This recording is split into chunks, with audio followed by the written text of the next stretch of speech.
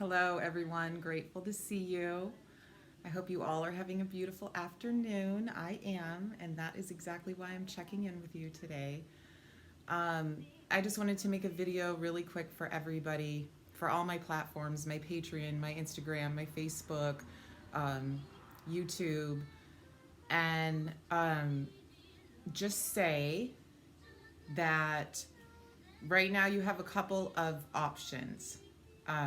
You can be a part of the problem or you can be a part of the solution. So I've made a personal choice that I am not going to be a part of the problem. I am only going to be a part of the solution. So I am not watching the news. I am not taking in any of the media. As you guys know, I don't watch television. There's no news in my house. We don't have cable. If I watch something on TV, it's usually on YouTube, and I purposely selected exactly what I wanted to watch, or I purposely pick a Netflix movie that I want to see. I don't allow myself to have anything just come into my um, space. I like to protect it and keep it safe. So I haven't read anything about what's going on. I'm not even going to say the word. I haven't read anything about it.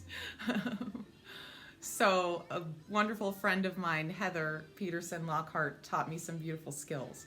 And she calls it being in the SOULution, S-O-U-L, SOULution. So, and in the program, they always say you're either a part of the solution or you're a part of the problem.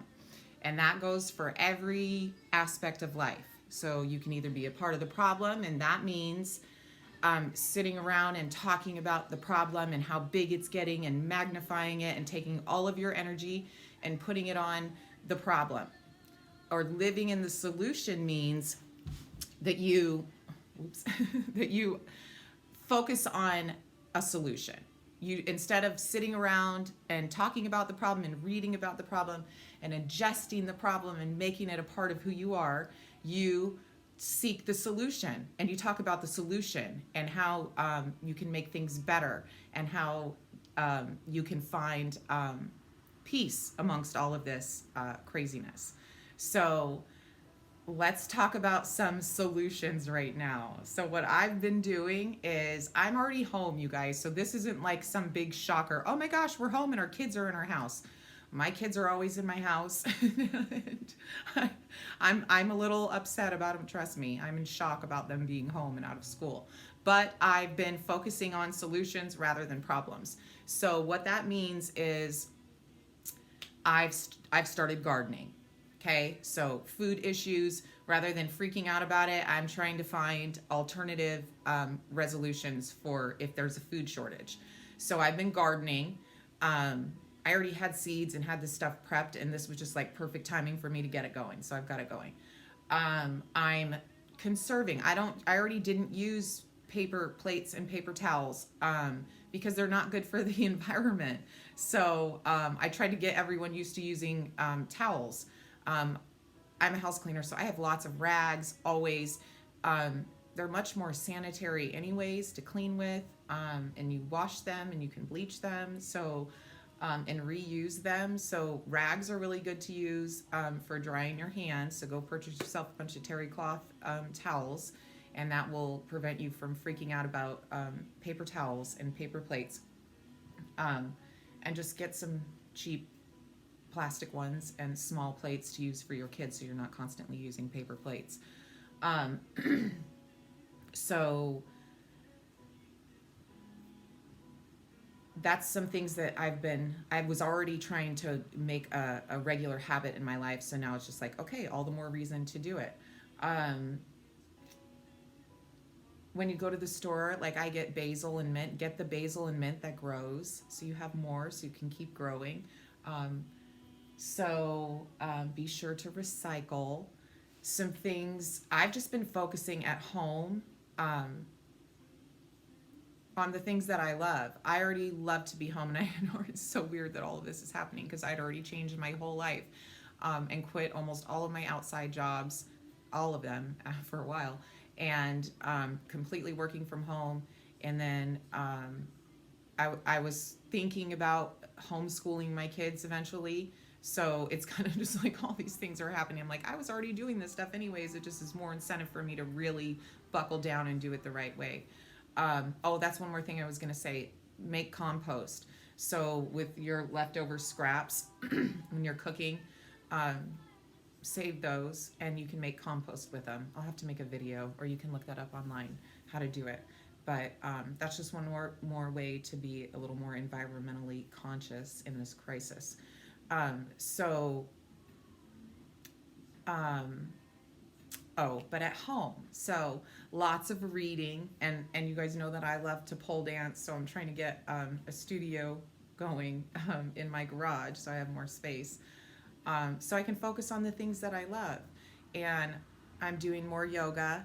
I will be teaching online, so keep your eye out on my social media. I'll let you know. I haven't decided yet what platform I'm going to use, but I am going to be teaching classes with some of my students, so I'm excited, and you guys can practice along.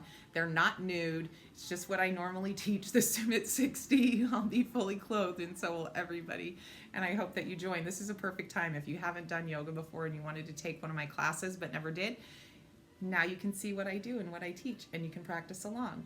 I'm thinking I'll probably do it on YouTube, and I'll go live the first time. So I think, I haven't decided. But so focus on your passions and the things that you love right now. I've already tried to always make my home like really comfortable, and like, well, what if we have to live here one day? I've kind of always had this in the back of my head. What if we can't leave one day? I want it to be comfy. So, and now that the kids are home, I've always had like all kinds of crafts and games and puzzles and coloring books and arts and crafts, and I kind of hide them from my kids because they make a mess. And so I was like, okay, now's a good time to take all of my kids' arts and crafts and things like that out. So I just completely like gutted my living room. That's kind of like my recording studio. I used to have my pull-up in here, but I moved it into the garage. So I've completely turned into a space for my children and my grandson completely, so that it just has all their stuff there. And if I'm going to be homeschooling, which I think I'm probably going to end up doing permanently. I don't know if my kids will go back to school. Not because I'm scared. I love public school and that's wonderful, but just because I wanted to homeschool them, and this just seems like the perfect opportunity to start. So I've kind of created a little like homeschooling daycare nursery area in my living room.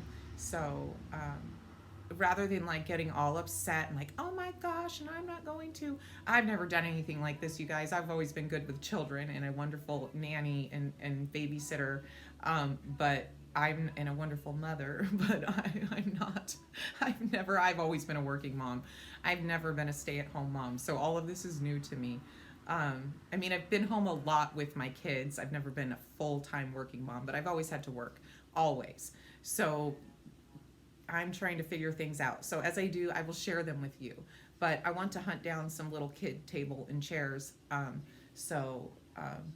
have a 9-year-old and a 4-year-old at home right now. So, and an 18-year-old who is a senior this year, who's supposed, is bummed because she was going to be walking and graduating.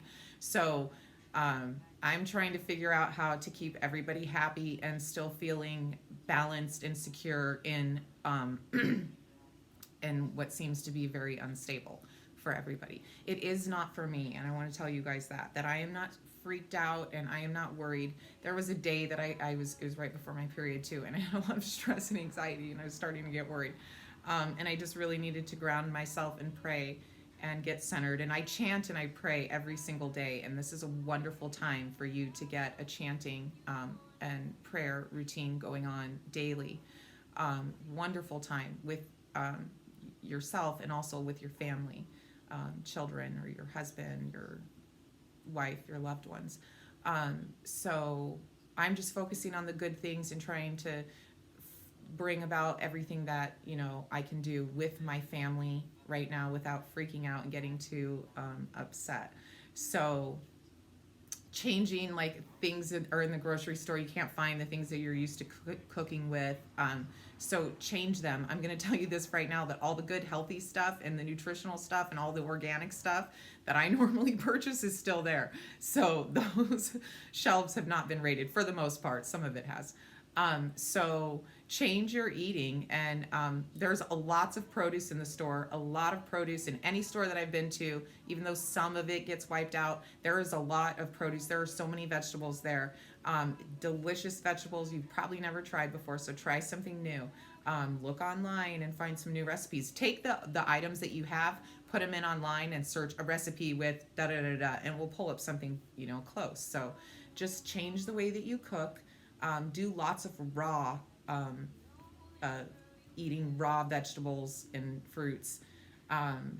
Don't cook if you don't have to, just get your vegetables and just eat them raw. They're best that way. And I've been juicing a lot, so I'm not wasting anything. So the extra leftover stems, everything that you're not using, if you're juice them, whatever you can, and whatever you can't juice, use for compost. So let me think if there's some other things. I think I kind of touched on all. Chanting and prayer and meditation and lovemaking. How did I forget about that? Touched on everything. I got a few more minutes. Chanting, prayer, meditation, lovemaking. This is what everybody should be focused on right now. This should be the number one most important thing going on in everybody's life. If you have a significant other, even if you don't. And when I say lovemaking is not just sexual intercourse. It is, and that's wonderful. But if you don't have a partner, love making is singing and dancing and cooking and going for a walk, loving on your pet if you have a cat or a dog, or love can be made and expressed in so many different ways, and this is the time that everybody needs to be expressing love and showing love to each other.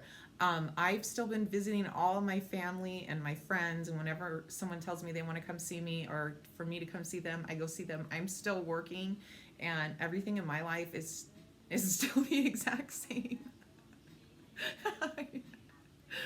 Nothing has really changed.